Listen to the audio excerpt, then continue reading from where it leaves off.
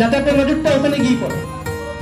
Exactly আমি কেন লিখে সেটাও বলবো আপনাকে, সেটাও আমি খুলে বলবো কেন লেখেন। তো লেখা কি আছে অ্যাটনলিপ 10। অ্যাটনলিপ 10টা দোকানে গিয়ে চাইলেন, আপনাকে অ্যাটনলিপ 10 দিল। ঠিক একই লিপভাস 10 ব্র্যান্ডিং, লিপভাস 10।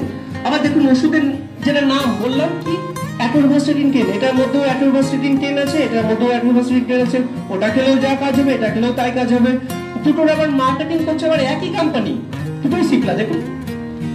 বাট একটা বিক্রি করছে মাত্র 29 টাকা 87 পয়সায়, একটা বিক্রি করছে আপনার ডিসকাউন্ট দিয়ে প্রায় 70 টাকায়, 69 টাকা 72 পয়সায়।